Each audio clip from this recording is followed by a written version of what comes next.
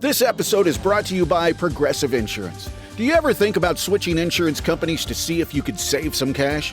Progressive makes it easy. Just drop in some details about yourself and see if you're eligible to save money when you bundle your home and auto policies.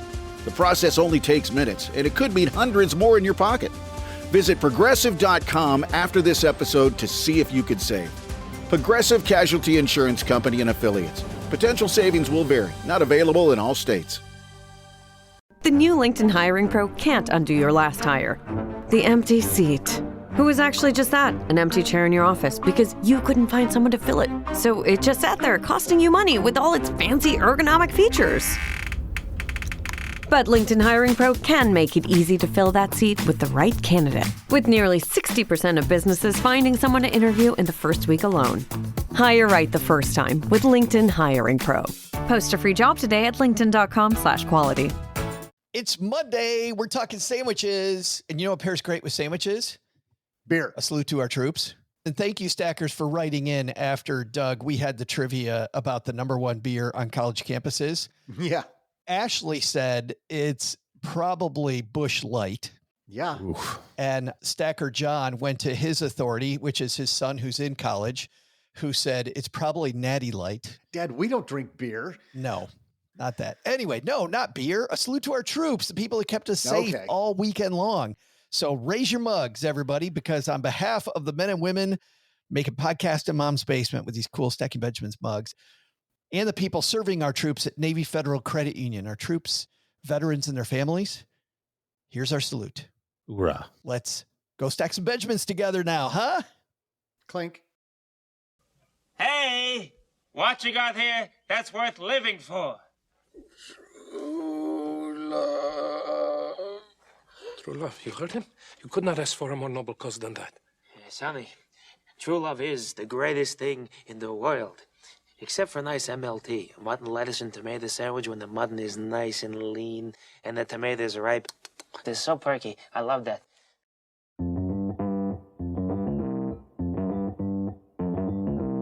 Live from Joe's mom's basement, it's the Stacking Benjamin Show.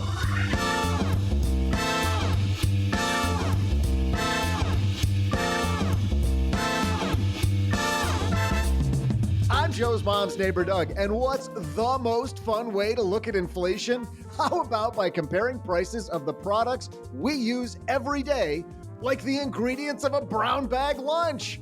Today, we welcome the man behind the best sandwich survey since Wonder Bread, Len Penzo.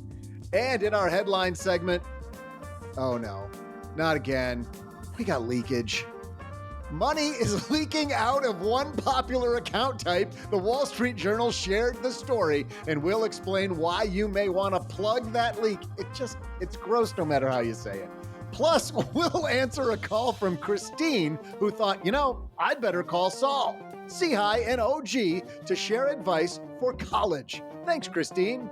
Wow, all that and my amazing trivia? It's your lucky day. And now, two guys who just turned the water heater into a DIY sauna and called it sweating the dead out, Joe and O-G.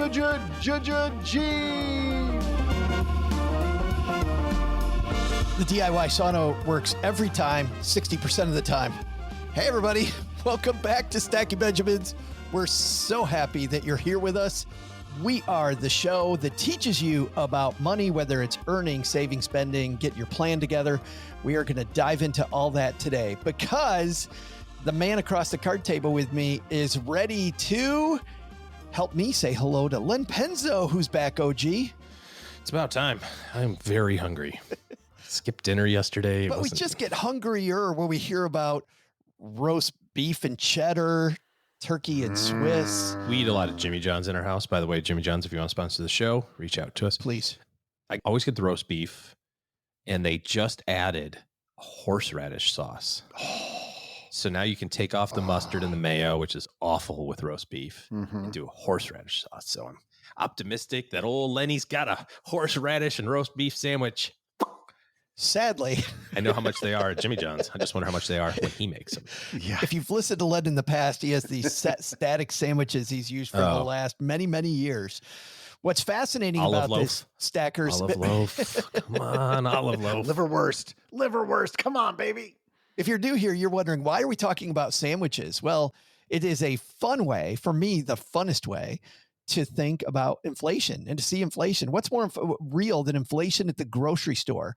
And so every year Len shows up, there's one or two sandwiches that spike up, one or two that come down from last year. We talk about why and how that impacts your wallet. This year, I've already seen, guys, the results of this year's study. It is slightly different this year at the grocery store than it's been in the past. So buckle up, Stackers, because we're about to have some fun. Len Penzo is, for those of you who are new, an award-winning blogger. He's won 2 Plutus Awards for lenpenzo.com, his offbeat blog for responsible people. Len also called by CBS Money Watch, the #1 blogger in America. Of course, we've been collaborating with Len for 14 years. We've collaborated with the Len Penzo. This is, for our long-term stackers, one of our favorite recurring shows every year. So let's say hello to him in just a minute. The man, the myth, the legend, Len Penzo, coming up. But before that, we have a couple sponsors that make sure that we can keep on keeping on. You have to pay a dime for our wonderful mentors like Mr. Penzo teaching us about inflation and the grocery store. We're going to hear from them first, and then Len Penzo, you, me, and sandwiches. You may not know that when we started Stacking Benjamins, it was a blog. And even then, just the startup cost, I remember thinking, is this the right thing? And what if I write things and nobody comes, right? Well, luckily, that didn't end up happening. But starting something new isn't just hard. It's terrifying. There's so much work. You're not sure whether it's going to work out. You're not sure if anybody's going to read it. And then we change it to a podcast. Is anybody actually going to listen, right? What if nobody wants all the stuff that we have? Well, had I used Shopify, it would have been even easier, because with their expertise, their helpful tools, and their easy to use platform, that's something that would have made Stacking Benjamins more effective much, much more quickly. Shopify is the commerce platform behind millions of businesses around the world and 10% of all e-commerce in the U.S. Names you've heard of like Heinz and Mattel, Shopify, Gymshark, Aviator Nation, Allbirds, also all Shopify. Get started with your own design studio with hundreds of ready-to-use templates. Shopify helps you build a beautiful online store that matches your brand style. And best yet, Shopify is your commerce expert with world-class expertise in everything from managing inventory to international shipping to processing returns and beyond. And did I mention that iconic purple Shop Pay button? It's used by millions of businesses around the world. It's why Shopify has the best converting checkout on the planet. It also helps boost conversions, meaning less carts going abandoned and more sales for you. So you're stacking Benjamins much more quickly. Time to turn those what ifs into with Shopify today. Sign up for your $1 per month trial today at shopify.com/SB. Go to shopify.com/SB. That's shopify.com/SB. Dell PCs with Intel Inside are built for the moments you plan and the ones you don't. They're for those all-night study sessions, the moment you're working from a cafe and realize every outlet's taken, the times you're deep in your flow and can't be interrupted by an auto update. That's why Dell builds tech that adapts to you. Built with long-lasting batteries so you're not scrambling for an outlet, and built-in intelligence that makes updates around your schedule, not in the middle of it. Find technology built for the way you work at Dell.com/Dell PCs. Built for you.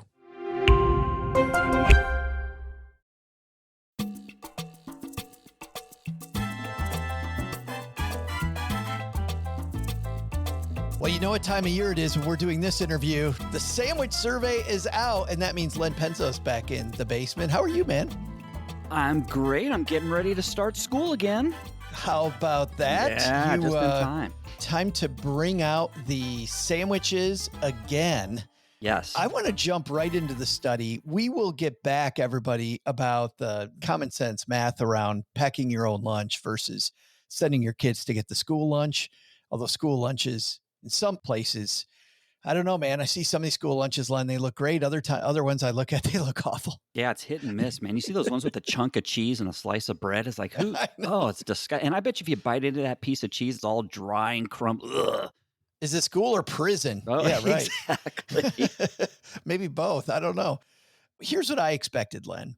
I expected to see more inflation just because I've seen so much inflation just in my own life. I go to the restaurant and I go, what the hell? Like every time I get a bill, like what the hell? I see the price of gas, that's come down a little bit in our area, but I just feel like my life generally is more expensive than it was a year ago.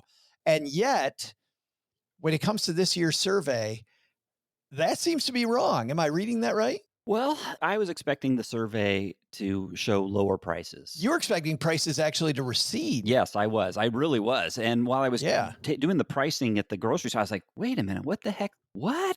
What I do is I take all 10 of the sandwiches. I think most people know. I'll go over them real quick. The sandwiches are the peanut butter and jelly, the bacon, lettuce, and tomato, the ham and Swiss. There's a turkey and Swiss, egg salad, salami. Did I say bologna? Roast beef and cheddar. Roast beef, and very good. Yeah, that's a good one. Roast beef and cheddar. The tuna salad, salami. And then famously, the American cheese. And of course, the American cheese. And again, I'm going to bring this up every time I said, not just a boring American cheese. Folks, it can be a grilled cheese sandwich. It's bread and cheese. You can get creative with it, okay? We have to laugh about this every year, Stackers, because somebody gave us a review of the show that said sending your kid to school with a cheese sandwich is borderline child abuse. Which is hilarious. I love grilled cheese sandwiches. I like a cheese sandwich too. But even anyway. a cold grilled cheese sandwich is fine. Of course, yes, it's delicious. And as part of the survey, I don't count the tomato. I put a tomato slice on my grilled cheese every time. Oh my God, it makes it so good. Where was I? Oh yes. So I was expecting a lower price this year for the average price of all 10 of these sandwiches. It actually went up 5%. So if you take all of the prices of all of those sandwiches to construct those this year, the average price of the average sandwich went up 5%, which is a shock to me because I really thought it would drop. I thought it was going to be all-time high, and yet it wasn't. It was higher 2 years ago than it is today. So I expected even higher. But the one thing that we did get, Len, and this I think you're seeing at grocery stores all over the place, some of these prices went down by a ton, and some went up by a ton. Like the big lesson I got from this year's survey, and we'll dive into it, Stackers, was volatility at the grocery store is real. Oh, it's crazy. Yeah, it's amazing some of these price changes from year to year to year. And some of these price changes, most of these are national. You know, I'm here in Southern California. Most of the prices translate well nationally. However, one item on this list does not. It's usually very local. It's the price of eggs. Here in Southern California, again, this is where I was really, my jaw hit the floor. In Southern California, the price of eggs went through the roof compared to last year. Went through the roof, up 23% over, or I think actually up 35%. The price of eggs, 35%, the price of eggs here in Southern California. So if some of you are out there in, say, Salina, Kansas or someplace like that, you'll be going, what are you talking about, Penzo? That's because the price of eggs are local. So that's the one item. I think I have 18 items on this list, ingredients. You know, I got the peanut butter, the salami, the price of lettuce, turkey, all that stuff. So 18 different ingredients. And I think 10 of those ingredients, 10 or 11 went up, and they went up big. I mean, if you see it, Joe, these prices are, you know, ham up 25%, bacon up 20%, tuna up 30%, the price of lettuce up 40%. These were some huge increases in price. Generally, when you've done this in the past, the volatility is kind of the exception. It sticks out. I remember the year that remember the great salami year, where it just went through the roof. And we've had some cheeses from one time to another go through the roof, but now staying the same. Yes. Staying the same is the thing that is shocking, because these prices are all double digit down or double digit up. So let's dive into this. You've got all of the pieces of the sandwich. And if you want to follow along, Stackers, we'll link to Len's blog post at stackingbenjamins.com. Just go to the show notes and click on, and you can just look through this with us. But big picture here, eggs not up the most. The most is lettuce. Yeah, it was a big jump this year. 39% increase in the cost of lettuce. We're just talking about head lettuce, right? That's right. It's a head of lettuce. Yep. what I do is, well, how do you figure that out for the price of, a BLT, right? That's the only item on this list where I use lettuce as a formal ingredient, the BLT. And what I do is I take the price of a head of lettuce. I use 10 servings per quote container. So a head of lettuce, there's 10 servings. One serving of lettuce for a BLT would be 25 cents. That's how it would work in this case, because the cost this year was $2.49 for that head of lettuce. I had neighbor friends of mine give me free tomatoes from their garden last year. And, just the taste, Len, as of a garden tomato versus a grocery store tomato. So Oh good. my gosh, that's the only way that's the best tomatoes in the world, homegrown tomatoes. It was so incredible. Go to a farmer's market, people. But in the grocery store, tomatoes, they're down the second most. Tomatoes down 25%. Yeah. It almost canceled out the price of the lettuce Right. went up, and that affected the overall price of the BLT. So, you'll see that this year the price of the BLT barely budged. Yeah, the price of lettuce went up 40% almost, but the price of tomato came down 25%. So it's interesting how this stuff works when you put it all together. We're talking about produce there with lettuce and tomato canceling each other out. But when I said tomato was the second biggest dive, the biggest dive, though, was in the meat department. Salami down almost 30%. I don't think, have we had a survey yet where we've seen salami price move that much? In the up direction, yes. Yeah, the other way. It was back in It went 2000. up to $1.19. Yes, exactly. Very good, Joe. Remember, I've been doing this survey for 17. It's hard to believe. I started this survey in 2009. So I have 17 years worth of data here, which is, each year it gets more and more interesting because there's more and more data to look back on. But yeah, in 2014, salami just had a terrible year. The price of a sandwich back then was $1.19. That is not inflation adjusted. Compare that to this year, the price of that salami sandwich is only 72 cents. It made a huge move this year. It's one of the cheapest sandwiches you can buy this year. It cost about the same as it did in 2010. It Yeah. was 73 cents Yes.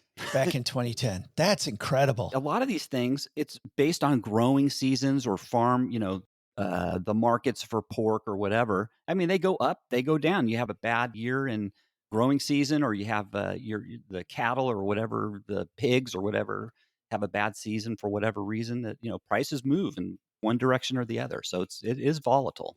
Just thinking about this, by the way, as an aside, Len, have you ever been to one of these bars? They have one in Kalamazoo, Michigan, where I'm from, called a beer exchange.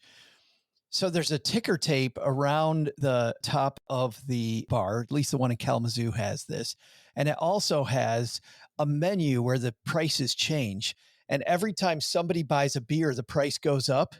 And every time nobody buys a beer for X amount of time, the price goes down. Very cool. And so you find yourself, if you stay there for an hour and you have a couple different beers, you will change beers just based on the price tag. And a couple times a night at random times, they will have a market collapse.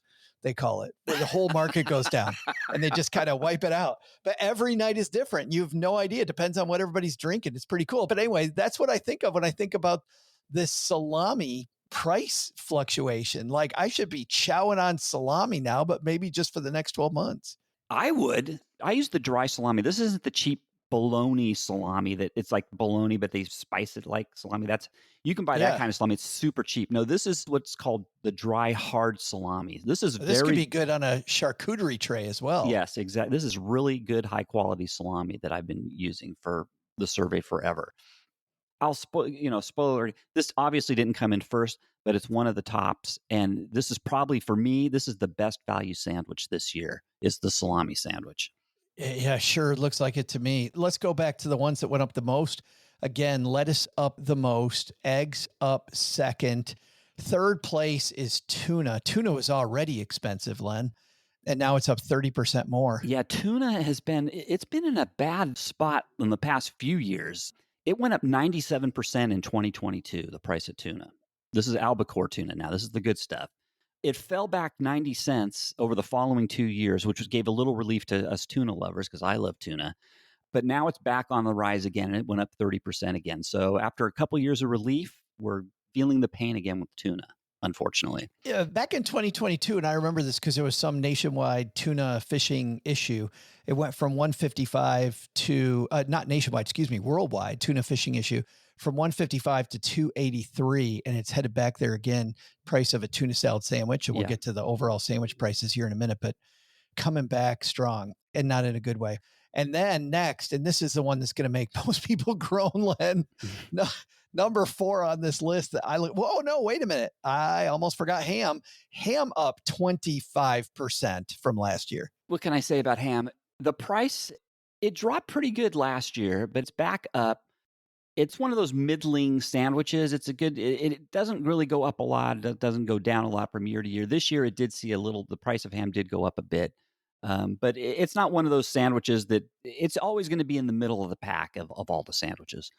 And then tied next. And again, 20% increase and tied for 5th. Tied for 5th on this list. That's crazy. A 20% increase is tied for 5th. Wheat bread. And the one I said people are going to groan at, 20% increase in bacon. Say it ain't so, Len. Oh, but say it. Come on. It's a shame. And I'll be honest. Okay, so what I do when I do this survey, I don't stick to one brand. What I do is I look at all the bacon on the shelf or anything, whether it's mayonnaise or mustard or turkey. I look at everything being offered and I pick the lowest per unit cost item, and that's what I go with, whatever the cheapest was. So in this case, for bacon, there was one available. There was this huge pack of 32 slices of bacon. I can't remember how many pounds that was. It was basically 4 strips of bacon per serving. There was almost 31 slices of bacon in there. Huge container. Yeah, it was a huge container. And the price still went up 20% with that huge container. If you bought the basic 1 pound bacon, it went up even more. It went up like, 40%, I think it was. Wow. So if you're cooking for 1 or 2 and don't have a lot of storage space, gosh, this number is going to be way bigger. It's painful. It's painful. Usually they don't have this huge package of bacon there on the shelf, but this year they did. And it was, like I said, it was still up 20%, which is just amazing. Shows you how high the price of bacon went up this year. It's crazy. But again, tied for 5th. Yeah. Tied for 5th at 20%. Well, the other one, bread. And the thing with bread is when the price of bread goes up, every sandwich has bread. Every sandwich. So right off the bat, there's a 20% increase just on your most basic ingredient of the sandwich. So yeah, that's when bread hurts, when the price goes up. The only other increase, and the only increase I would call normal, mayo went up by 3%. Big deal. Yeah. Now here's the interesting thing on mayo. The price went up 3%. If you looked at the previous year, the price didn't change. The cheapest mayo on the shelf there at my local grocery store was $4.99, just like last year. But what changed was the servings per container. The servings per container went from 61 to 59. And there's your 3% shrinkflation. Oh. So if you're not paying attention, you'll say, oh, the price of mayo didn't go up at all. No, it did, because they reduced the servings per container. The container size fell. I'm just thinking about, we just went to the grocery store last weekend. And I even remember thinking, is this mayo container smaller than before?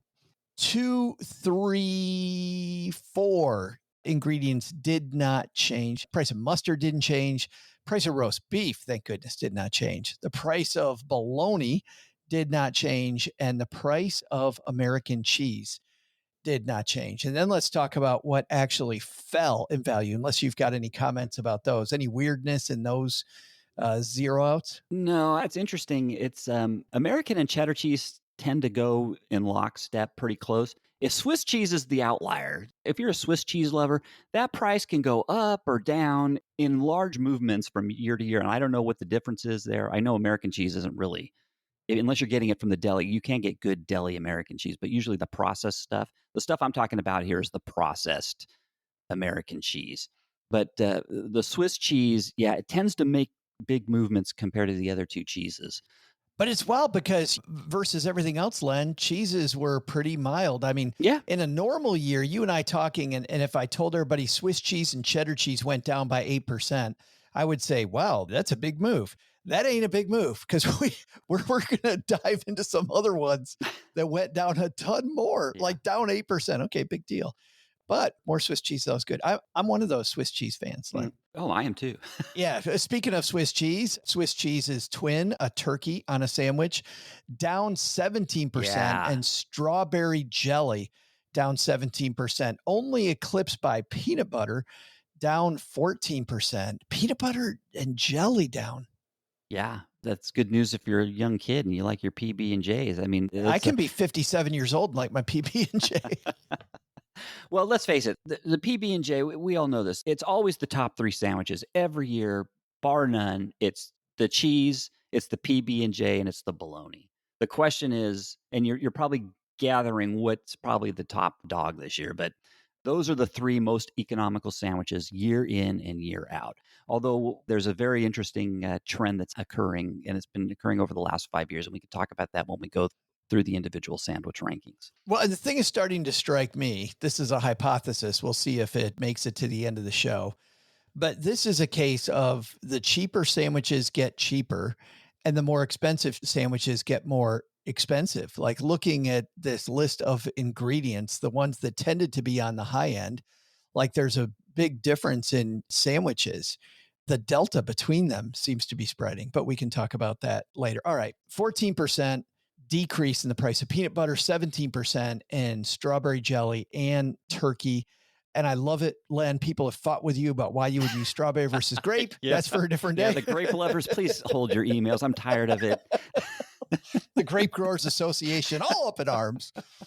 And then the tomato we mentioned at a 25% drop and salami 29% drop. All right, Len, let's put these together. Last year, we saw the BLT. I think almost every year the BLT is most expensive, isn't it? I think one year it crept to number 9. But yes, other than that, the other 16, 15 times it's been the most expensive sandwich. Yes. So before we get into this cost per sandwich, let's just make the case, Len, for the idea of packing your lunch versus buying a lunch. What is the savings, you think, for the average person when it comes to buying a lunch before we get into this cost per sandwich?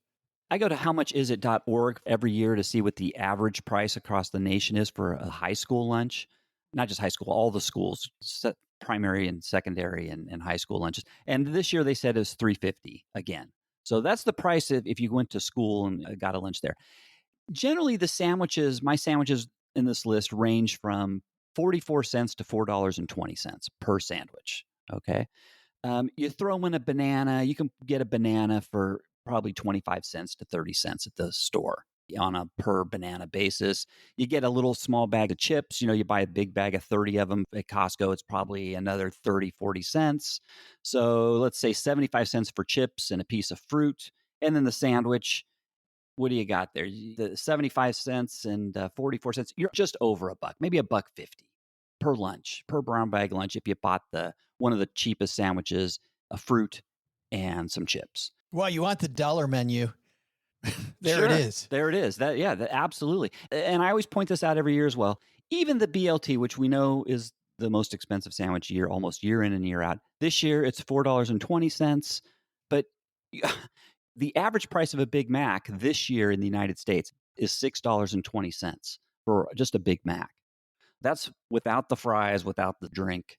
So compare that to a delicious BLT for $4.20, and it's a bargain. The BLT is still a bargain, and it's healthier for you too. I just even looked up the price of the Whopper. The average Whopper right now costs $8.19. Oh, holy smokes. Wow. Whoppers are good, though. I like Whoppers. I do like the Whopper as well. It doesn't help that we're doing this right before lunch. Yeah, that's true. So, all right.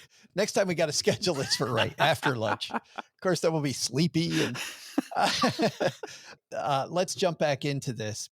You compare the prices of these sandwiches. Bacon, lettuce, and tomato, still the most expensive sandwich, $4.20. That price went down 4% from last year. Went up. Or went up. I'm sorry. Yeah, red is up. Yeah, there's only 2 sandwiches went down this year. The price of 2 sandwiches went down. One we already mentioned was the salami, and the other based on what we just talked about, you can tell it's the PB&J. Other than that, the roast beef and cheddar stayed the same. Everything else went up, and most of them went up a pretty good chunk. Most of these sandwiches went up in price. The sandwich is far more expensive this year than last year. It was number 5 on the list of cheap sandwiches last year. Now it's number 6, ham and Swiss. Correct. Up almost 30%, 29% increase in ham and Swiss. Yep. And that's the price of the ham. That's the price of the bread. The ham and the bread, and a little bit, the mayo's 3%. Slightly. Yeah, that didn't really make a big difference. No.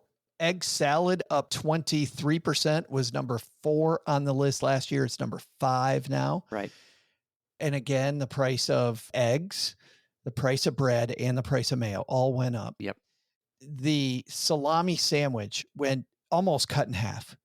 0.72 went from 7th most expensive on the list to 3rd on the list. What a move. I'd have to double check that, but I am almost positive this is the biggest move any sandwich has made in any year. It is remarkable. It went from number 7 to number 3 this year. And again, this is good quality salami. This is, hard, dry salami, just delicious. This is the type of salami you could put on a charcuterie board. It's really good stuff. And it came in at 3rd at 72 cents for one sandwich. You can't beat it. Yeah. Peanut butter and jelly at 44, winning the day again. It's always peanut butter and jelly versus bologna. But peanut butter and jelly went down, as we talked about earlier with the ingredients. I didn't know if it would go down enough, Len, that it would bypass the increased cost of the bread, but it did. It did. And so I kind of hinted at this earlier, but there's a real interesting trend. In the 17 years, bologna has either shared the top spot or had the top spot on its own. I think it's now 13 of the 17 years. Maybe it's 12 of the 17 years. Bologna was always the king.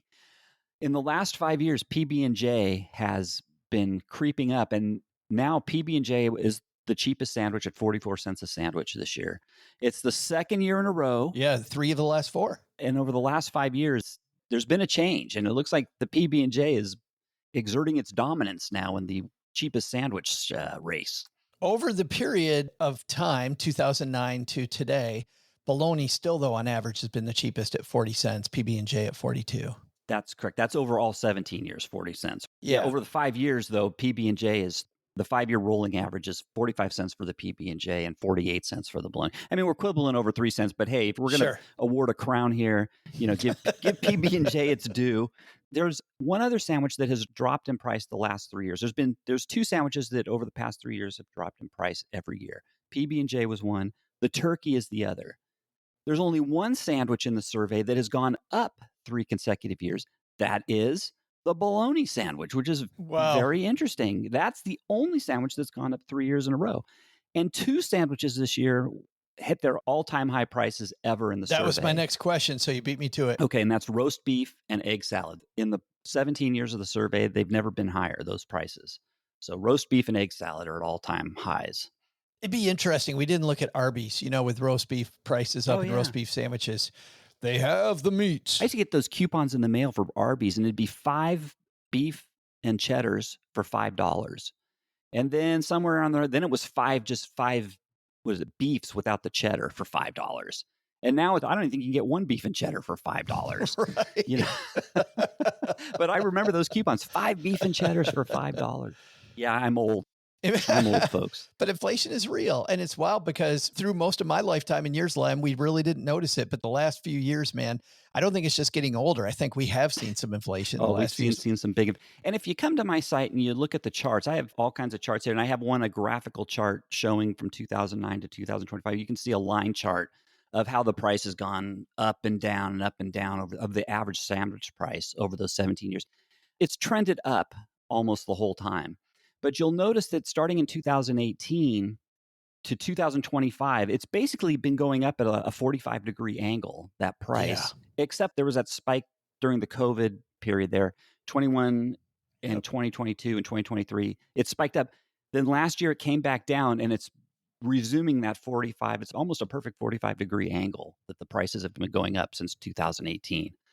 I don't know if we're going to see any more relief in prices at this stage of the game. And I remember during the pandemic, I remember hearing Marco Rubio saying this, and it's interesting because I think this was at the time bipartisan, Len, Republicans, Democrats, everybody saying, listen, we're either going to have to fix the climate for businesses later, or we're going to have to help businesses now.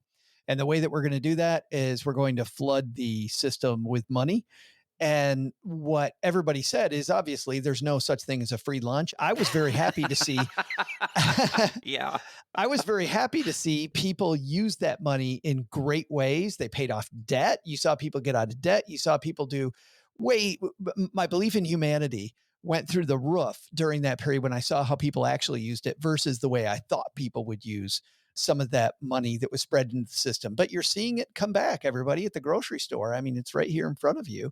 You flood the system with money, and that creates inflation. And that pandemic-ish period really shows up on this graph. It's really wild. But and then the year before it corrected, but it didn't correct that much. And now it's just resuming its upward trend. It's fascinating, actually. The longer the survey goes, the more fascinating the data becomes to me anyways. The thing that I liked about the difference between 2024 and 2025 in aggregate, if I just look at your line graph, the line is not that hella up that we had during the pandemic. It's up, but it's more like the 2012, 2013 up. It's a milder up this year. Yeah. But that disguises the fact to me, and this is what I found interesting about this year's study. While this looks like a calming down overall, you go to the grocery store, Len, it's a show.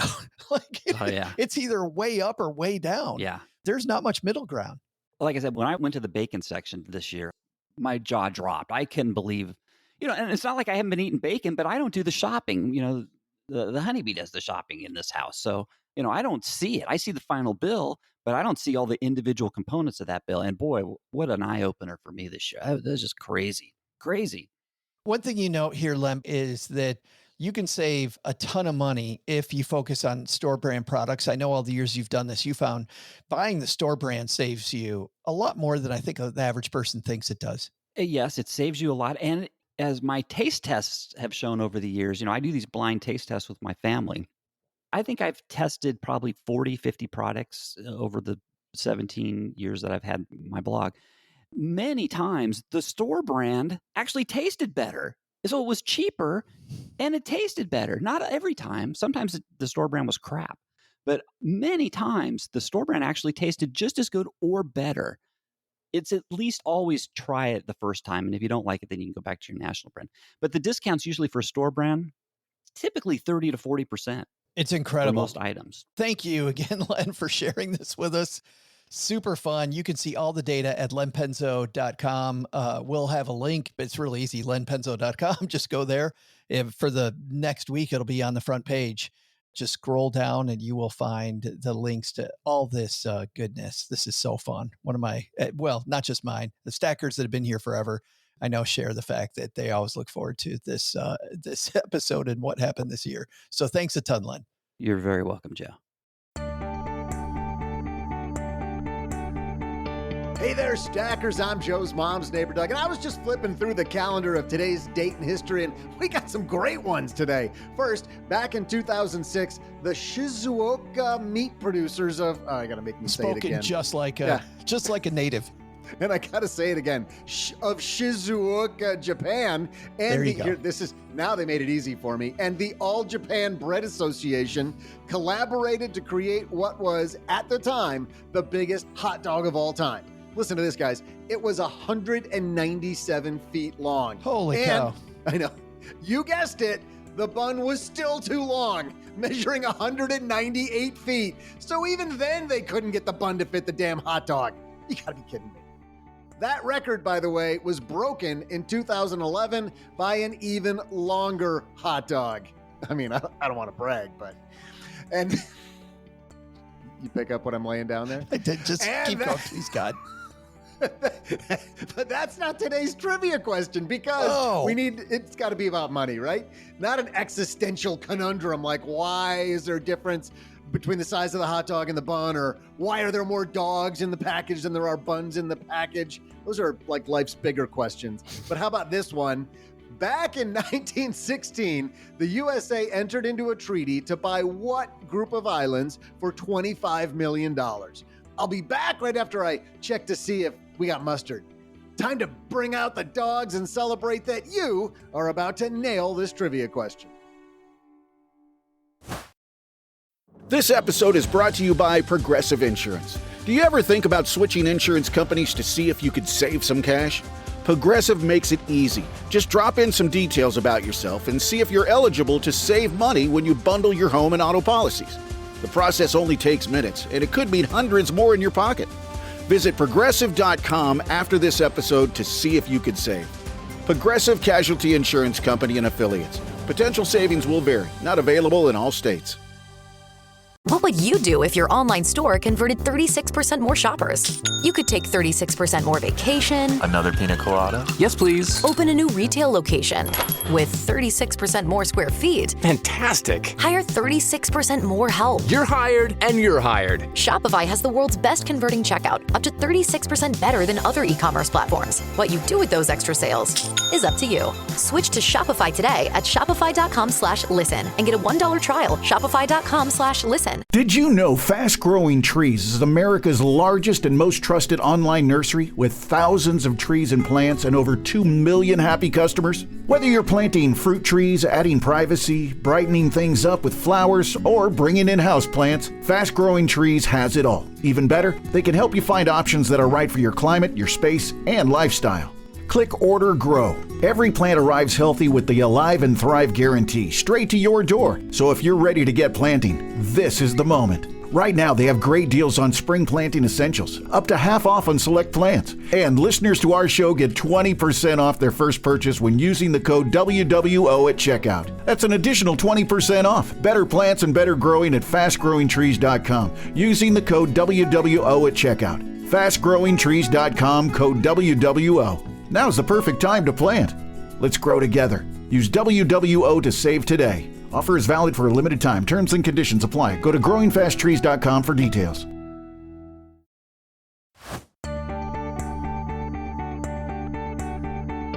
Hey there, stackers. I'm a mustard-only fanatic and guy who knows a Chicago dog is an affront to humanity. Tomatoes, come on! Joe's mom's neighbor, Doug. While my mind is on hot dogs, it should be on the USA entering into a treaty back in 1916 to purchase a nice little set of islands from Denmark for $25 million. I have it on good intel that they didn't even need to take out a home equity loan to afford that. Nice work, USA. It's manage your finances. What islands were they? If you said the U.S. Virgin Islands, you'd be correct. And now back to two recent virgins who somehow found a way into the incredibly manly world of personal finance podcasting, Joe and OG. Oh man. I was just waiting for it. I knew we couldn't have trivia about the Virgin Islands without Doug somehow. I'm surprised that you didn't do the Virgin Islands and hot dog and do something there. I don't know. But thanks to Len Penzo for joining us. That would be lowbrow, today. Joe. We don't play that lowbrow humor game here. Never. OG, PB&J. You big PB&J fan? Not as much anymore. I do like putting a scoop of peanut butter in like a protein shake or something, adding a little bit. But, we got a peanut allergy, kid, so it kind of eliminates a lot of fun around here. One of those. Yeah. So the BLT. Loser. You just remind him every day. Like if it weren't for you, we'd be having a lot more fun. And this is why you're not my favorite kid. You were so close. So the BLT rebounding back upward a couple of years ago, it was at $5. It's not a sandwich. Yeah, but you know what's the BLT? Crappy salad. Are you kidding me? What? If I had the choice between a BLT or a Big Mac, I think I'm with Len. I'll go BLT over Big Mac any day of the week. I'd go hungry. You do neither one of those. No, I mean, roast beef and cheddar. My head, I'd pick a Big Mac, but only because why not? But a bacon sandwich with a tomato and lettuce on it. It's mighty tasty. Okay, let's go through these so then. Gross. Second most expensive sandwich was tuna salad. Do you like tuna salad sandwich? Yeah, I could put down a can of tuna. Toasted bread. I can do that. Doug's going no. Little pickles in there. Yes. Oh yeah. No, chicken salad, that exact same thing, but chicken salad, all about it. I can do both. I'm an either or. I'm equal opportunity. There was a Matthew McConaughey video not too long ago about him making tuna salad. He's got a pretty sweet tuna salad recipe. Oh, yeah. Roast beef and cheddar's next. How about that one? Yeah, all day, every day. Swiss. Got to be Swiss, not cheddar. Roast beef and Swiss? Yeah, absolutely. God, I'm right. They do stuff freaking backwards in the backwoods of Michigan. Basically, all Swiss all the time on sandwiches. It doesn't matter. And how about the Costa salami sandwich going from $1.35 to 72 cents? Yeah. Salami sandwich. I like salami on a charcuterie board with a glass of red wine, but the sandwich. I'll put salami on a sandwich on top of another piece of meat. There you go. Yeah. Like a turkey sandwich with a little salami on it. Sure. Interesting. Wow. But not Swiss. Hey, let's do a headline. Hello, darlings. And now, it's time for your favorite part of the show, our Stacking Benjamin's headlines. Our headline today was written by the Ann Turgison. Ann comes to the rescue again. Just a fantastic writer over at the Wall Street Journal. Ann says, leakage, guys, leakage, not a term guys want to hear, but Americans see their 401ks not just as nest eggs, but as rainy day funds. There's more leakage from the $12.2 trillion in these retirement accounts. Ann says last year, record 4.8% of workers in 401k plans took a hardship distribution for financial emergencies, up from a pre-pandemic average of about 2%, according to the Vanguard Group. And nearly 1/3 of people who leave jobs annually liquidate their 401ks, paying taxes and often penalties rather than keeping the money in a retirement account. I want to pump the brakes here, OG. Part of this doesn't surprise me because as we've gotten data recently from TransUnion, Experian, and Equifax, we've seen the amount of credit card debt after the pandemic ramp back up. So we've seen families go back to spending more than they make in some circumstances. So that doesn't surprise me. But to go, OG, from a pre-pandemic 2% of people taking hardship withdrawals to 4.8% of people taking hardship withdrawals, that's a significant increase of people going, you know what, this is my new emergency fund. Yeah, don't do that. I think it's a good reflection on the fact that people have been saving in their 401k plans, maybe out of order. Maybe we did this backwards and maybe should have a cash reserve. Or is it that we burned through our cash reserves and now we're on the next layer there? Yeah, you know what I suspect is, did everybody get addicted to that sweet, sweet TARP money or whatever it was called? And then when that ran out, during COVID, people were cash. That sweet government money, that cheese, the cheddar. That's the only time I like cheddar. That's washed through the system years ago. Yeah, that's gone. I mean, honestly, who knows? But I mean, people got a whole bunch of money in 2020, 2021, and they got kind of used to that. And then once the thrill of the new car, or the new house that they bought with all of that money that they had, maybe they're now looking for the next cash infusion and they're getting it from the 401. I don't think so, though, Doug. The data shows that people actually did good things with that money. We paid down debt. You know, debt levels actually decreed during that time. You're right. I've heard people built emergency funds. Like, that was exciting. And then it was almost the second the pandemic. They bought houses. Yeah, it was almost the second the pandemic ended that, according to, you know, the numbers we saw from TransUnion and Experian, was people going, hey-oh, the party's restarted again. It's time for me to go spend a bunch of money that I don't have. But I really like where you're rolling here, OG, that, okay, we're saving money into our 401k, which is a great thing. Like, what about that do we like? And can we replicate that, but in an account where it actually makes sense? So I think the key here is that we're taking money out of our paycheck before we see it. I think that's probably the magic sauce, right? Get that direct deposit working for you. And once the money is in a separate account that you think of that it's for emergencies, AKA people thinking the 401k, you can kind of replicate that, but with a separate savings account instead, and would probably be a ton better. Yeah. The data suggests that defaults are starting to increase a little bit in some areas. Student loans are the primary default location. Makes sense. That's the thing that hurts you the least. Auto loan defaults are the next, and then credit cards and mortgages are on the rise, still low. What's interesting, though, and I haven't really spent a lot of time on this, and maybe you guys can think about this with me, but overall percentage of household debt to income is still pretty low. So you can kind of think about how it's gone through waves. You know, it was really high in 2007, 2008, 2009, cratered down as everybody kind of washed the books, kind of trickled back up again a little bit before COVID, cratered down again, to your point, Joe, where people said, oh, I got an extra $2,500. I should pay off my debt with this. And now it's back to 10, 11%, which is historically not bad. It's below average. So why is it, do you think it's just inflation and like wage growth not keeping up, that debt service is still a low percentage, but like living expenses are higher? And that's causing people to, to have to think about these longer term buckets. I think about it like, short, medium, and long term bucket. And if I burn through all my short, medium money and I still need money, I mean, that's, I got money, I'm going to use it. Right. Yeah. So is it just inflation? Is it just wage growth? Not good. I don't know. I went to a Mexican restaurant last night downtown, two of us. Now, admittedly, we had a couple drinks. You did go with the guac. Yeah. Yeah. We went ahead of time with the queso, the baked queso. We both had an entree. We had 2 drinks each. It was a fun little night for Cheryl and I. $125. $100. Wait. It wasn't $125, but it was $100 for 2 of us.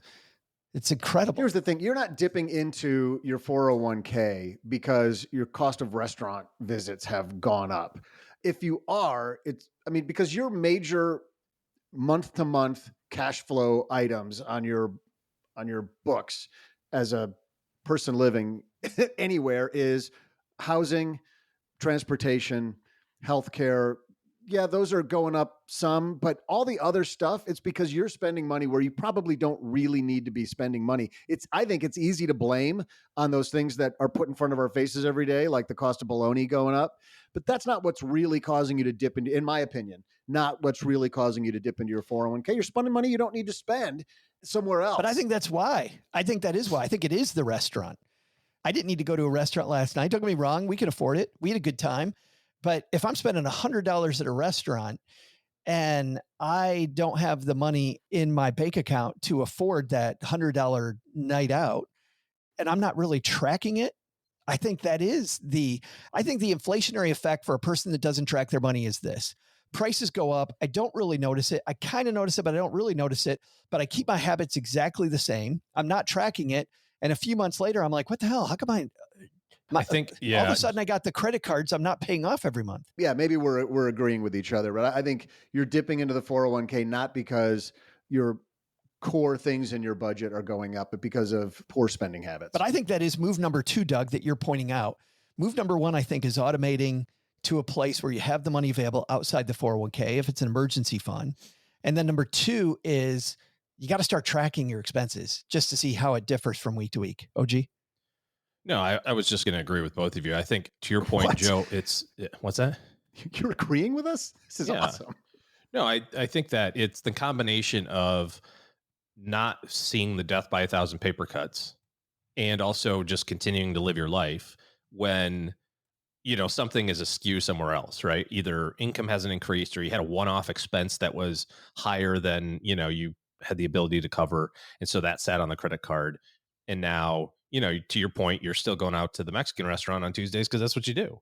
And you haven't accounted for either that one-off thing or the slow increase of something, whatever it is, whether it's food or whether it's auto costs or you have an adjustable rate mortgage and adjust. I mean, my middle kid, everybody knows, probably because we talked about it a lot, just turned 16. And, you go online and you say, okay, he doesn't have a learner's permit anymore. He has a driver's license.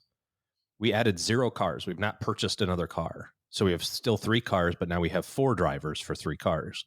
Our car insurance went from an extremely obnoxious $1,000 a month to now an even more extremely obnoxious $1,900 a month. Wow. It fucking doubled almost by adding 1 more person without another car. And so then when I put in like the model of like, oh, what if we bought a Toyota Camry for William? It's like, yeah, it'll be like another $70. So it's not even it's the fact that he's exists. Mm-hmm. It's not the fact that he has a car to drive. It's the fact that he exists. Again, this is the peanut allergy kid too, right? Yeah, I know. I mean, he is plummeting down the charts. Another strike. And yes, we are shopping it. In fact, I think shopping for a new kid. No, auto insurance. I think I've got a bid on this for a week or 2 from now about the power of shopping for it. We haven't settled on it yet. Yeah. But anyways, all that to say, that's unavoidable, right? Like I could make it so my kid doesn't have a driver's license, I suppose. But you know what I mean? Like it's just life. And maybe the extremeness of that is unique to me, but I think the ratio is the same. I think if anybody else has an 18-year-old, a mom and a dad, and then adds a 16-year-old boy to it, the effect is the same, plus or minus a little bit. And so if we're not counting on that, if we're not going like, oh, that's another $900 a month to dump into the budget, if we're already, right even money, where's that going to go? Well, it's going to get added to the credit card bill, and then that rolls forward. And if we don't go, hold on a second, we have to take a few months off of the Mexican restaurant. This is where I think the family meeting comes in, because that weekly meeting where you're looking down the road and going, oh, let's look ahead in the future and see what the bump's going to be. That $900 bump isn't going to be nearly as egregious as it is when you're just blindsided, right? Yeah, I mean, I was blindsided. I'm usually pretty good about this, but I didn't know it was going to be that bad. I was like, that one's a 2x4 to the face for sure. Wait a second, that cannot be true. But I use, and I've talked about this quite a bit, I think there's tracking, which is super important, right? Get a sense of where all the bodies are buried. If you don't have Monarch or as they don't even mint anymore, but something that like literally just downloads stuff automatically. Even your bank app. And you can, so with your bank app, I do. What we do is I take a calendar like this, right here, like that, and I literally write on the calendar when stuff comes out of the bank account. Because I think about it like from a planning standpoint in advance. If you're budgeting backwards, that's good. If you're cash flow planning over the next quarter in advance, and you can say, hey, I got $5,000 in my checking account. I get paid on this day. This is when the mortgage comes out. This is the Amex bill, da, da, da, da, da, da. When you get to the end of that month and you see what the outcome is, hey, I'm plus 1,000, I'm negative 900, whatever. It gives you the power to make the choice proactively. And maybe the answer is there is no choice. I'm going 900 in the hole. I need to take this from my savings account to account for it. I need to take this out of my 401k to account for it. Like, at least you're proactively managing that in advance as opposed to it reactively happening. But the unique thing that happens with all of this is your brain already solves the problem. Your brain doesn't know the difference between imagination and reality. So the fact that you've solved this for the next quarter and you go, at the end of the quarter, I'm negative $1,000. Your brain goes, we're out of money, bro. You will stop seeing things on Amazon. You will stop having the idea of going out to dinner because your brain goes, we don't have the money. We know that in September, we're $1,000 in the hole. So how, we can't go out to dinner this week ever. Very powerful to do. So if you're not doing some sort of ongoing, in advance cash flow planning, I think you're missing out. I like everything that he just said, Joe, but here's what offended me. He just held up a piece of paper with handwriting all over it for his planning, and we're the old guys on this podcast. You should see. I have these little cards. The tactile miracle of just writing stuff down is so there's incredible. Value to that. Yeah, there's By the way, value OG, it's funny how we do things very similarly there. I also have written when the big chunks are coming out of my account on my Google Calendar.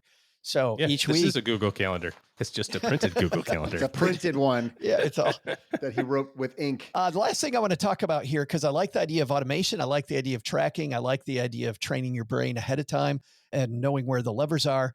The last piece Ann writes about, she said, this 401k leakage has become so common that people often post about it on social media. A woman who said on TikTok that she cashed out her 401k savings to pay off debt reported being happy with the decision, despite paying taxes and the 10% penalty people under 59 and a half years old typically owe. I love the way Ann writes because she leads us into, I think, the other thing we don't understand when we make these decisions is opportunity cost. And I want to walk through one more time for our stackers. There was a gentleman named Tom who was in my office. I don't remember the exact numbers. I actually have the exact numbers back in my book, but I'm going to make them up for now because I didn't go through and re-verify. But it doesn't matter. Let's say Tom at 25, I think it was roughly $14,000 he had, guys. And by the way, at $25,000, at 25 years old, $14,000 in your 401k. Is that good? Hell yeah. We just don't see it. We just never. So if you're at 25 years old and you've got 14,000 there, it's great. Well, he got let go by this small engineering firm. Now, the cool thing is he got hired almost immediately by a bigger firm, and he was going to have some decisions to make. So he's got this 14,000 sitting in the old 401k, and the three legal things he can do. Number one, he can roll it over to the new place. Number two, he can leave it alone if the company will let him just leave it there. Third thing is he could roll it to an IRA, which is usually the right choice. But he didn't like any of those. Guess what he did? Took it out, like this woman here. And he was happy he took it out because he was buying. Guess what he was buying? Salami. Boat. Oh, close. It was a car. Yeah. So buying a car, when you've got $14,000 in a 401k and you go to buy a car, A, that doesn't cover the cost of a new car. And B, it's not even $14,000 because you have the tax bill and then you have the 10% penalty. So you have all of this money. At the end of the day, he's got what? Maybe $9,000-ish? Yeah, 10 maybe. Yeah. Yeah, maybe. Take the 9 or 10,000 and he still has a car payment versus he could have left that money alone. This is why we weigh opportunity cost before we, quote, feel good, like this woman on TikTok did. Women on TikTok felt good because it feels good. Hey, guess what? I didn't have to put as much money down on the car. Well, let's make you feel like crap. Because if you get 9% on that money, which over long periods of time, not tough to do, use this rule called the rule of 72. You take the interest rate you think you're going to get, divide it into 72, tells you how many years it takes it to double. So 9 divided into 72, divided by 72 is 8 years. So his money would have doubled. He's 25. His money would have doubled at 33, at 41, at 49, at 57, and again at 65, right? So 5 times by normal retirement age. Tom, who is the son of one of my clients who sent him to me, goes, you just got to go see Joe about this because I don't think this was a good idea. $14,000. That first doubling makes it 28. The second doubling makes it 56. The third doubling is 112. The fourth doubling, 224. $448,000 he gave up. Almost $500,000 he gave up for between $9,000 and $10,000 for a car. It's a sweet ass Taurus though, bro.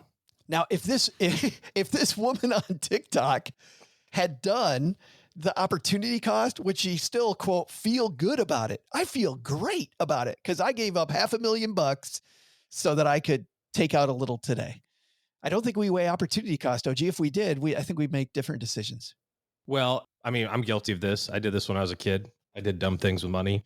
Some might argue I still do dumb things with money. I just have a lot of margin of safety now. But the future feels so far in the future, and reality is so close to today. I think a lot of this has to do with the language that we use. I need to have a car versus I want to have a car. Like there's 1,000 ways to solve transportation problems. Buying a brand new car doesn't necessarily have to be the answer. But we convince ourselves that it is. In this example that you gave, I'm sure he convinced himself that, well, but no, the new one, there's less maintenance and it's got a warranty and, This is better than spending half the money. They're safer. Actually, you just used a word that sparked a thought, OG, which was transportation. I wonder if we rephrase some of these things and say, I need to solve a transportation issue versus I need a new car. It might change how you solve the problem, because when you think about transportation, it's just a utilitarian value of how do I get from home to work or something like that versus a new car, which is something we see on TV all the time. I wonder, I've thought about this because of the car insurance issue. And I thought about it with the pending car insurance issue, not knowing how profound the existing the actual issue is going to be. But I wonder, and I don't know that I'd have to look and see if there's a study that somebody's done on this. Like, what if you just always used Uber, or like Uber Black? It's like, well, my God, it's $100. Like, okay, yeah, for every 2 weeks going to the grocery store, yeah, that's a lot of money. Do you know what'd be fun about versus that? Versus a $900 car payment plus gas plus maintenance plus car insurance. I don't know. I think back to last Wednesday when Ted Dintersmith was here, though. What I like about that, OG, is even if it's less expensive, just going through the math as a life problem, what that does is shows you how much money you're actually spending on the car cost versus what you think you're spending when you're comparing the two. And so doing that math is I think a fun way to see, what, I'm actually spending X amount on my car. And if I add in depreciation on the vehicle, wear and tear, if I take my maintenance and spread it out over on a monthly basis, like what does that add to it? That's why you have to track all this stuff, because you can't eyeball. Yeah, that's a whole fun language. You can't just go, well, I think my food cost is this, right? I think my transportation cost is like, if you track it, you can like literally just run a report and go, I actually spent this in 2025 on transportation. I spent this on my house. I spent this on Amazon. So tracking and then doing something with that tracking, I think is really the key to all of this. And that's, I think, where the weekly meeting comes in. Another great piece from Ann Turgison. We'll link to it on our show notes page at Stacking Benjamins. Sadly, of course, you need a Wall Street Journal subscription to read Ann's work, but I think you got the point, stackers. I think number one, building that emergency fund outside of the 401k, taking money from your 401k. I think that's the leaves of the problem. I think what we covered today is you got to get to the root of it, and it's going to be something completely different than just I want money out of the 401k. Hey, just briefly here, Let's answer a call from a stacker who said, I better call Saul-Sehy and OG. Normally, this is where a caller calls in because they have a question for us. Today, we actually have a stacker who's going to help us. This is a fantastic contribution. Christine works in higher education and has some advice for families that are staring at college. Oh, gee, this is for you. This is for you. Staring at it, all right. Among everybody else. I literally got the bill 2 days ago. Here it comes. Hey, Christine. Hi, Joe, OG, and Doug. This is Christine, longtime listener, third-time caller. I wanted to call in to talk about the student loan crisis. As someone who's worked at a higher education institution for 13 years, I feel like I have a pretty good perspective on some cost-saving measures. At the same time, my husband went to community college and has a really successful business now, so I feel like I can speak to both sides of the coin.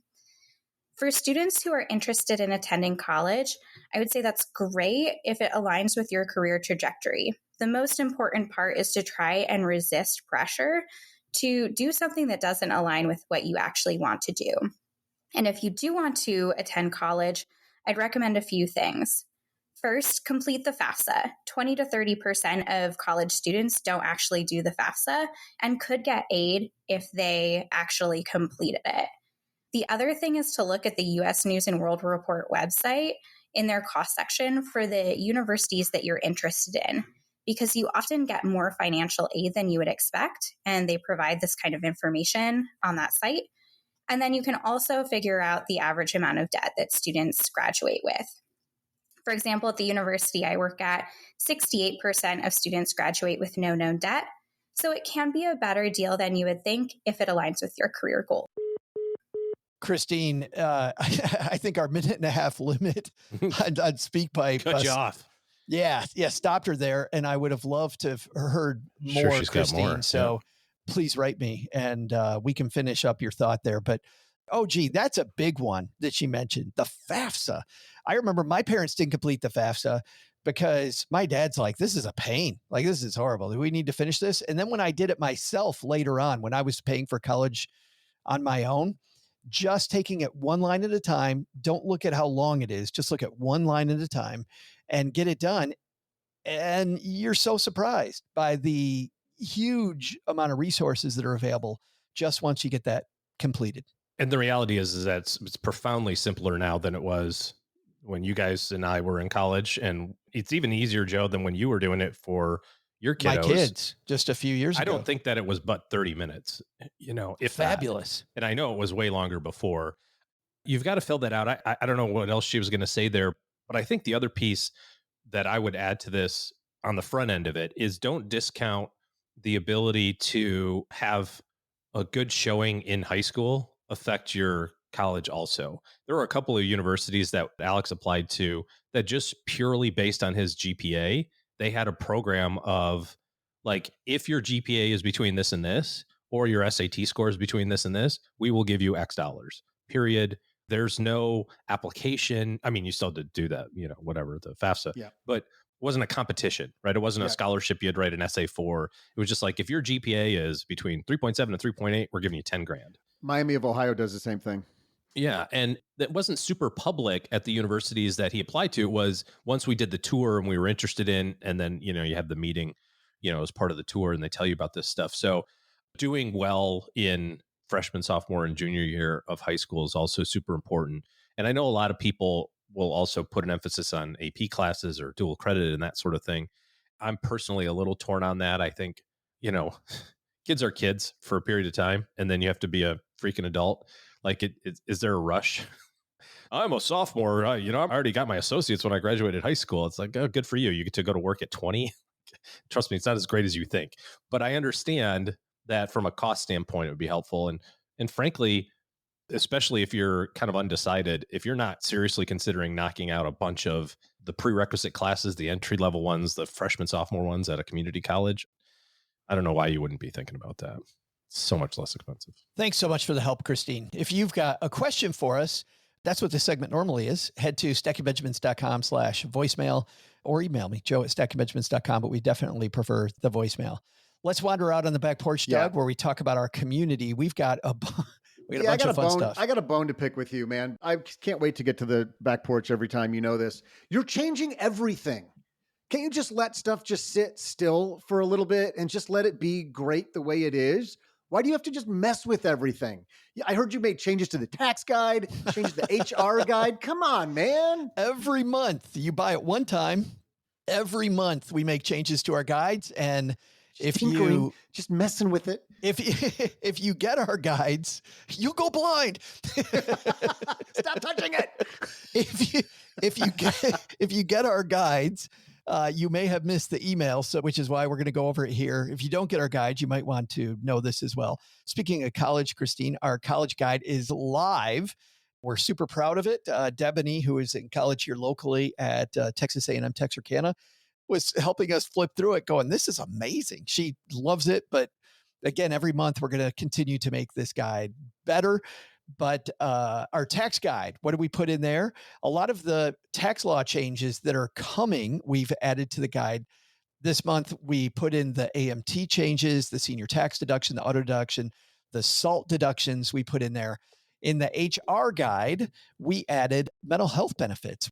A lot of companies adding mental health benefits for workers lately. So we added a whole section on how to use your mental health benefits if you have those available, how they work. I haven't had a chance to read those yet. Do you say in there, you're good enough, you're smart enough, and gosh darn it, people like you? Is that what the change you made in the mental health side?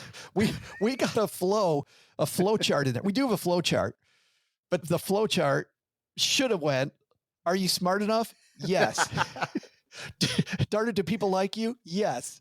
It does not. Do you give good hugs? We do have a flow chart in there of how to use it. Buy them once. We update them every month. StackyBenjamins.com/guides. Joe, a second ago, you mentioned SALT deductions when you were talking about the tax guide. We got a great note from Allegra on Instagram who asked if we talked about the new SALT changes in our tax guides in episode, was it 1714? And she was wondering how that affects her. OG? Yeah, we talked about some of the lesser known things in there, but we didn't talk about SALT, state and local tax, OG. The state and local tax deduction has been expanded. There used to be a cap at 10,000. It's been expanded to 40,000. It truly is for people making over six figure. If you're making over six figures and you're in a high state tax area, I'm looking at you, California, Connecticut, and a couple others. These could significantly affect you because there's not the big cap, and it might make sense to itemize now. But definitely for more people, you're going to want to start looking at itemize more carefully again. Yeah, the only thing that I would add to that, Joe, that's a really good summary, is that there's an income cap on the SALT cap. There's a phase out, and it's a really quick one. I think it's 500 to 600. So the new law made it even quicker. Yeah, well, it's great if you're kind of mid six figures. Once you get like above mid six figures, it goes away again, and no suit for you, as they say in the IRS. It will make a lot of sense this year to start your taxes early. Start your tax prep early. But to answer you directly, Allegra, if you live in a high state or local tax area, the thing that you do with this is starting this next year when you're doing your taxes, you're going to want to pay more attention to itemize again. A lot of people just went to sleep on itemizing. There's a whole host of our listeners now who are going to want to do the math between itemizing and taking the standard deduction. But thanks a ton for that question. And Doug, I think does it for the back porch today, but it doesn't do it for your contribution because this is a point of the show where Doug takes it from here. Coming up on Wednesday, we have another big mentor. We're talking negotiation with Paula Pant on Wednesday. So stay tuned for that. But we've got your to-do list, your takeaways from today, Stackers. Doug, what are our top three? Well, Joe, first, take some advice from Len Penzo. There's something I've never said before. At the grocery...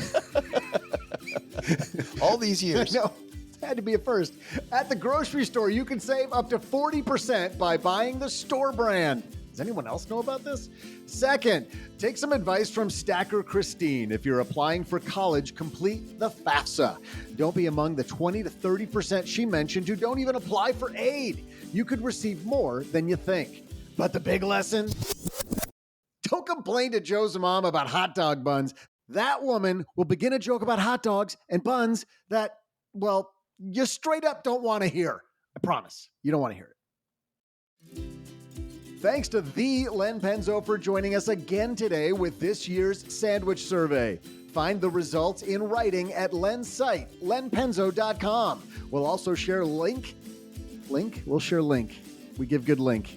We'll also share a link to that and our Wall Street Journal headline piece, the link to our guides, and more at stackingbenjamins.com.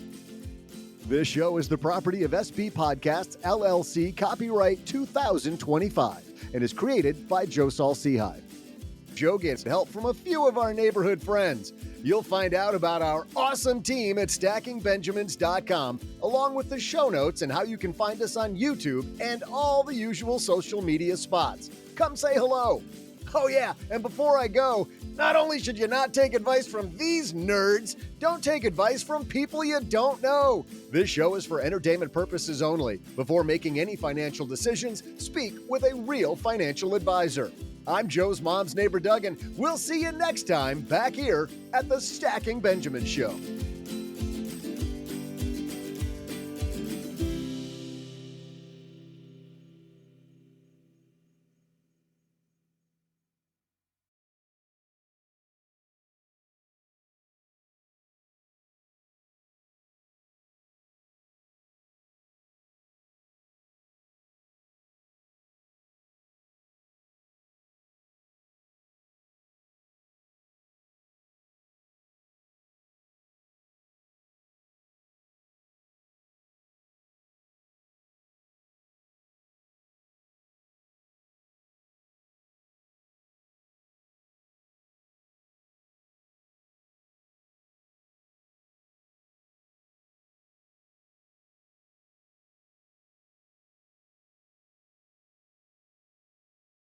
How is Park City? PC, as the cool kids call it. Is that what they call it? PC these days? I don't know. No, I don't know. They don't. They have the, I mean, that's what they have written on the mountain, you know, like it just says PC. Sure. In spray paint.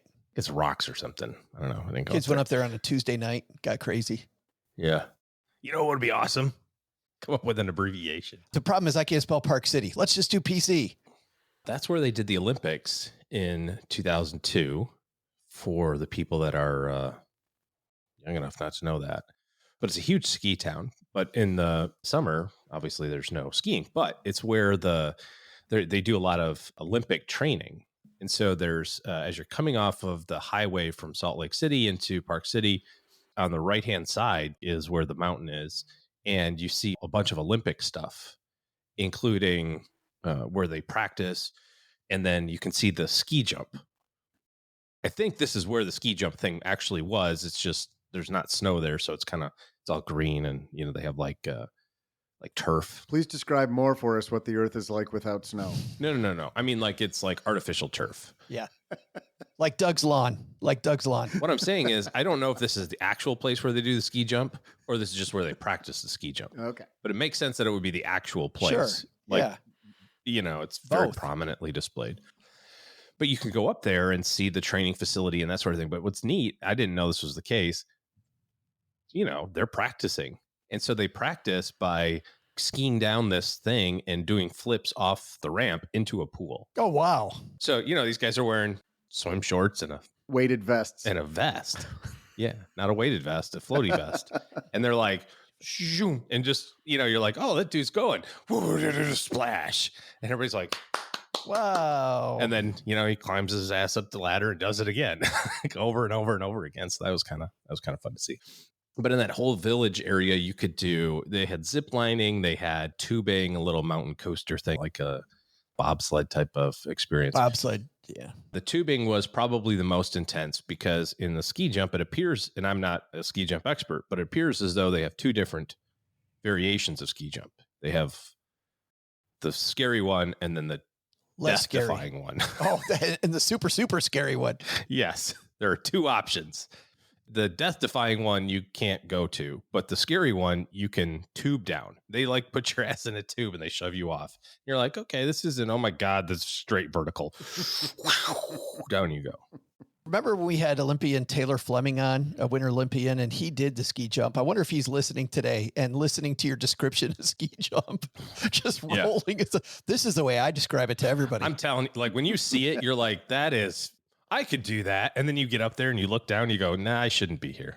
So, Taylor, which event are you in? I'm in the super scary one. The super scary one. Where I go whoosh, whoosh, whoosh, whoosh, splash. Yes. Whoosh, whoosh, whoosh, whoosh, splash. It does appear that Salt Lake City has the Olympics again in 2032 maybe or something, because they have all the signs up for it. So Yeah. 2034, 32 something. I am absolutely in favor of the IOC picking like 4 different cities around the world, some limited number of cities, and just rotating between those. Just having a high probability of quality snow or quality weather for that. Because wasn't it a couple of years ago where they had the Winter Olympics and it was like, well, it's just not a lot of snow. That's happened for the last several Olympics. It happened in Sochi. It happened in Beijing. It happened in Vancouver. In Vancouver, where they were stockpiling snow even back then. I mean, they're notorious. You see all these great pictures of that part of the world with snow, but they're notorious for having sketchy winters. So, yeah, I mean, pick a few spots, and we don't need to get into the whole climate change thing, but maybe you do a winter and a summer in each continent and then just rotate between those. If only Doug ran the Olympics. It's just so simple.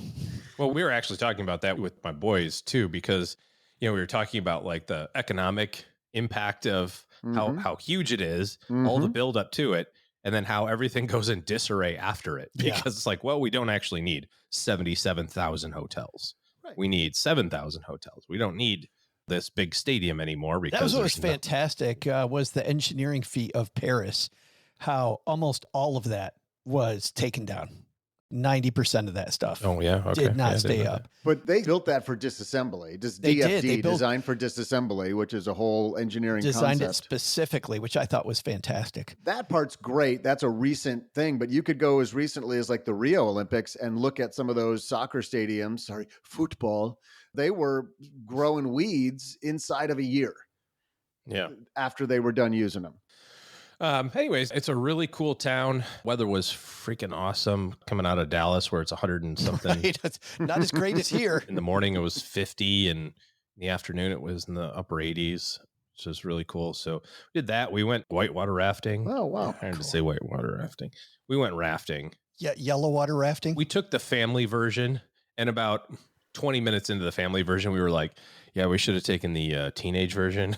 Oh, like this is cool and all, but maybe just a little more something, So that was neat, seeing this topography of the different areas up there. And then the boys and I went, not an ATV. It's basically like a 4-seater deal, and you drive up the mountain, and it's guided. Oh, cool.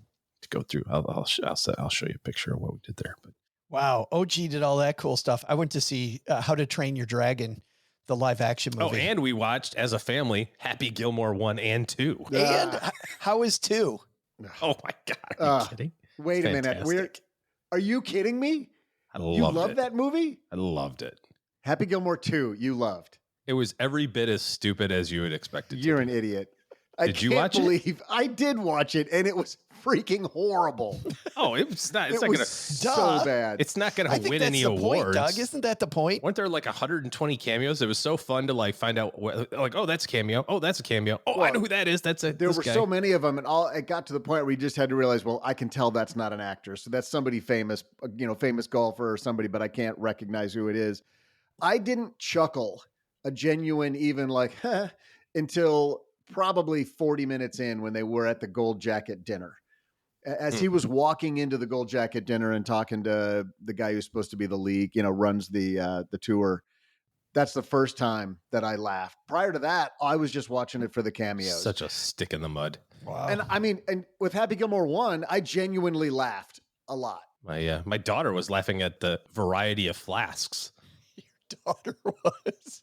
You didn't find that funny at all? Because Doug, she collects flasks. Yeah, right. I think we just got a good window into the OG's house. No. Dad, you could learn some things from him. Yeah, he's just like you. You could do it in the TV Look where remote. he's hiding that one. Yeah, I mean, I don't know. Yeah. You suck, Doug. You jackass.